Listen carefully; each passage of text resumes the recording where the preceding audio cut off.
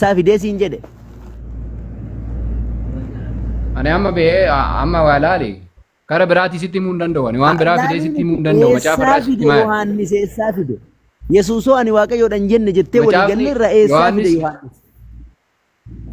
Gala dhaggeeffadhu gaabdii. Yohaannis eessaa fide kan jedhu ammallee kara bakkanaa fidee Abrooppaadhaa fidee Arabaa fide siin jechuu hin danda'u. Bakka hin dandeessu taanaan bakka inni irraa dhufayyuu hin beekamu. Ani waan macaafa qulqulluu dhaggeeffadhu jalqaba mata dureen keenya Yesuus Kiristoosii laali. Yesuus Kiristoosii waaqa kan jedhu macaafa qulqulluu keessa hin jiru naan jette macaafa qulqulluu keessa Yesuus Kiristoos waaqa ta'uu isaa sitti meera. Kanaan alatti eebeluu eessaa dhufee gaafii biraa kaasuun dhimma biraati jechuudha. Waan minciin isaan beekamne eessaanatti maal godhu natti dubbattare eessaa dhufe siin jechaadha bar.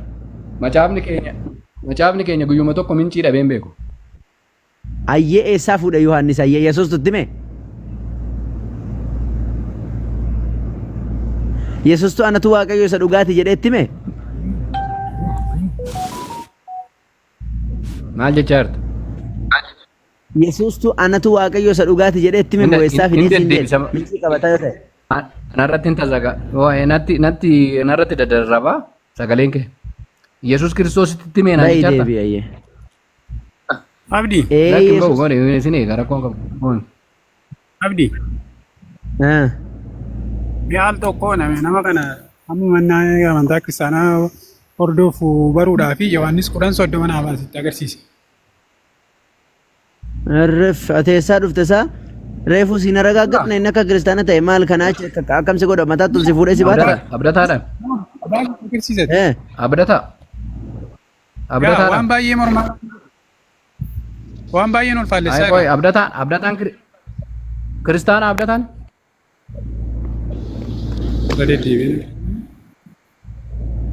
Abdataa. Yaa. Abdataa. Sillaaseetti namantaa. Sillaaseetti namantaati. Tiriinitii. Waa'ee sillaasee abbaa fi ilma akka isaan tokko ta'anii adda si baasuun jedhan. Sati mormaa turteedha kun. Amantaa hin jedhee. Amantaa hin jedhee. Yohaannis 10:30 baasiin jedhee. Dubbisime. Obbolee ani amma si wajjin haasa'uudhaa fi sillaaseetti namantaa. No, waa'ee sillaasee haasa'an jiru. Waa'ee Yesuusii fi abbaan tokko akka ta'an. Mormaa turte bala. Dhiisi bakka asumatti dhaabitii aniifisi yoo barbaachisaa ta'e keessan yoo barbaachisaa ta'e immoo mana wayii irratti wal geenya waliin haasa'uu hin dandeenya. Kiyyaaf kee dhimma biraa qabaa jechuudha. Asirratti sobaa haasa'uun hin barbaachisu. Nama 500 wayiitu si hordofaa si ilaalaa jira. Dhiisi sobaa kan ta'e abbaa mee isa ani macaafa irraa hin haasa'aa jira waan biraa gadi hin baafne. Kanaaf ani kiristaana miti jedhi ka. Mirkaneessi. Hin jedhu maafan jedhaati jedhe yoo barbaadde. Kiristaana mitati. Ani immoo kiristaana. Kiristaana kan nama godhu sii miti. Maaf diddaree maaf dubbisuu didda? Sirraa maaliin dubbisaa? Yesuusii fi abbaan tokko ta'uu hin danda'anii jette bari. Ammas immoo waan biraa isaan qaama sadii jette. Tokko ta'aniitis hin beekanii abdii bakka ani fi inni waliin haasofnu bal'inaan nuu kennitu boota. Haasawaa isinii kenna haasawaa isin dhaggeeffanna rakkoon hin jiru. Amma inni. Abdata. Wal gidduu uummatinaa kan uummanni maal ta'e isa uummanni kun. Bakka abbaadhaa fayyaraa walit dhiisi. Sila uummanni maalumate subhaanallah. Bakka abdataa fayyaraa walit dhiisi hin dhaggeeffannaa. Kiristaana miti jedhanii wal mormuu jira waan ta'eef eenyu akka kiristaana ta'e iyyuu adda baafannaa iyyuu dhiisaamee warri kaan. Abdata dhiise nasiin jedhe. Lukkee irraa kaasu abbaas dhiise. Gochoo mee dhiismee yeroo takka dhiismee hin jeeqini ati immoo. Haasa yoo waan barbaadan haasa aniifis abdataa silaayi wanni godhuu qabdu maal akka ta'e beektaa? Wanni ati dhuguun gorte jalqabuma. Macaafa qulqulluu irraa yoo ta'e aniifsi keessan yookaan dubbisuu hin dandeessa ture. Kuni dogongora guddaadha. Ati kiristaanaa miti isin hin jenne guutumaan guututti anaa kiristaanummaa kiyyanarraa mulqite waan ta'eef isa abbaa kiristaana ta'e booda waliin laallaa. Kiristaanummaa akkamitti jiraatu? Kana dogongorteerta. Abbaa filmi tokko ta'uu isaanii mormuu keetu kiristaanummaa irraa si mulqisiisa siin. Laala geeffadhu abbaa fi ilma tokko goote gaafa ta'e ati gaafuma kana kufteetillee abbaa fi ilma hafuura qulqulluu bakka tokkotti cafallaqti ta'e taanaan gaafuma san kufteetis. Macaafa qulqulluu jedhama obboleessu. Maal jedhamee macaafni qulqulluun kaa'ee galuu abdii faantu nu eegaa jiranii ergaa nuuf kennanii dubbatu ishii maal sii baasu? Yohaannis 10:30 naa baasi. Yohaannis 10:30 miti. Yohaannis 14 irraa sii galeera inni duratti waliin haasofne. 10:30 naa baasiin jedhe isa sanan sii mirkaneessuuf obboleessa koo waan biraa wal mormaa hin jiru. Yoo sanaan fudhattu ta'e ati dhuguma kiristaana miti.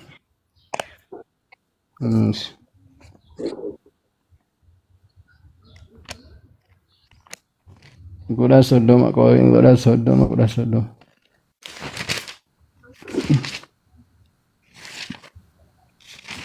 Kiristaana jechaa akka taate nama odoo bootaa walitti himne silaabee garaagarummaan keenya hin mul'ata ture.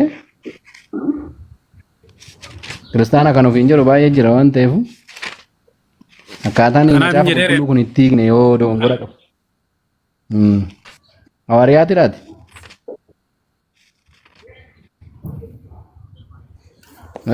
Akkana waa'ee obboleessa koo peenteedhaan.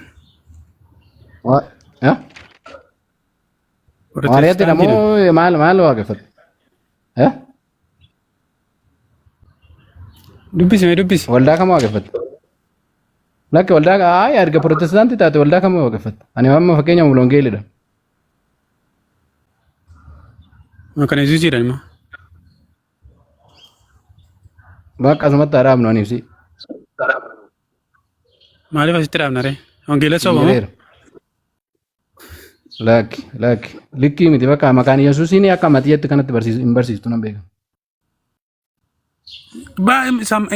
Yoo sirrii miti jechaadha kan namaa inni achirratti barraa'eera.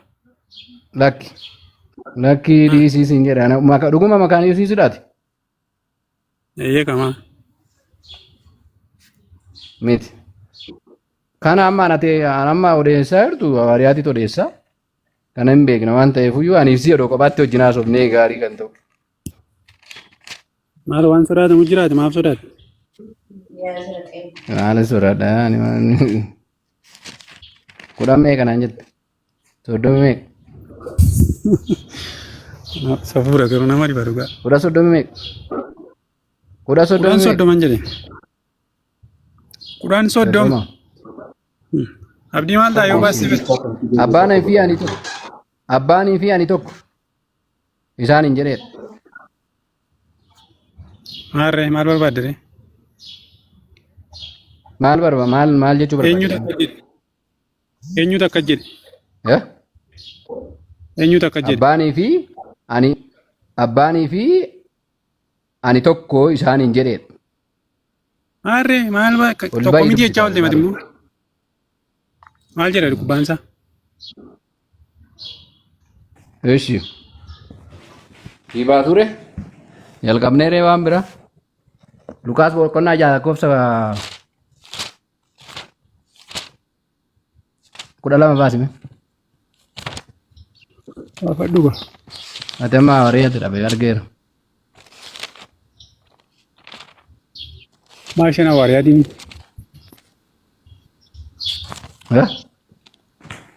Hawaariyaatiin beekan. Warra macaafni qulqulluun galleef takkatu jira. Isaan ati bakka. Isaan abdii faadha kan malee. Dhaggeeffadhu ishee.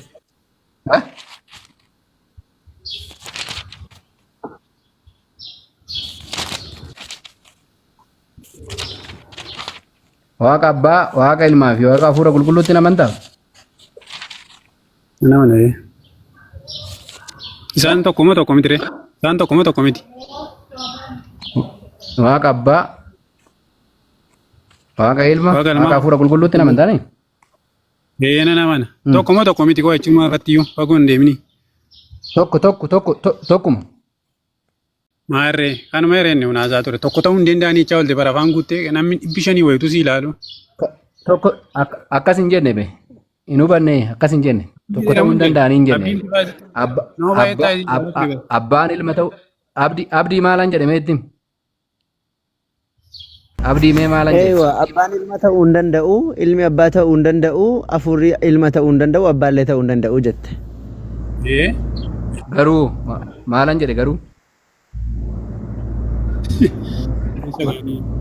sadeen isaanii maal malakootiin tokko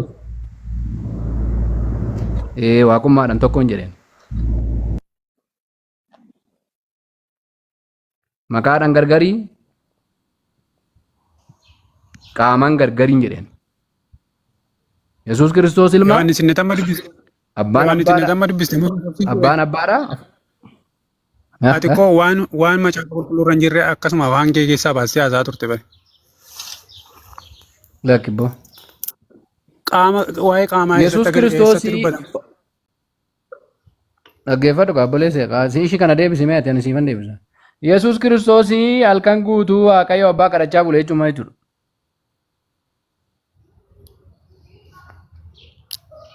Isa duratti gaafatte jechuudha. Yohaanis boqonnaa 10:30 anii fi abbaan tokko jedhaanii. Yesuus Kiristoos halkan guutuu Waaqayyo abbaa kadhachaa bule jechuudha maal jechuudha. Kanaaf hin jedhee ati kiristaana miti kanaaf hin jedhee akkaama kiristaana ta'uu hin dandeessu bakka. Isa maaltu beekamti. Waa kiristaana miti. Inni gaaffii isaa deebisee abdata inni gaaffii keessii deebisee mi Yohaannis 5:30 ati immoo gaaffii fayyadaa deebisiif Luqaas boqonnaa 6:12 irratti Yesuus Kiristoos Waaqayyo abdata maal taate deebisiif ta'a. Deebisiif. Gaafannaan kiristaana miti. Ani kiristaana miti jedhu nan deebisaa jiru.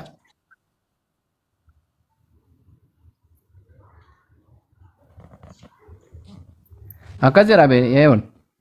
Yeroo sanatti Yesuus gara gaaraatti ol ba'ee achitti halkan guutuu Waaqayyoon kadhachaa buleedha. Eenyuun Waaqayyoon inni kadhachaa bule sun Yesuus Kiristoos abbaadhaa ergeetteeti.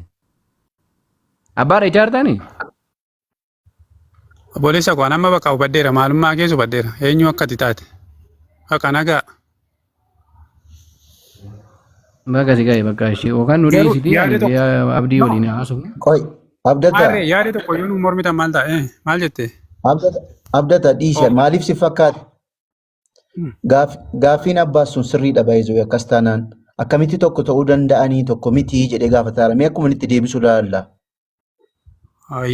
Dhiisi qaallichoo fi azuuritii keessa jira.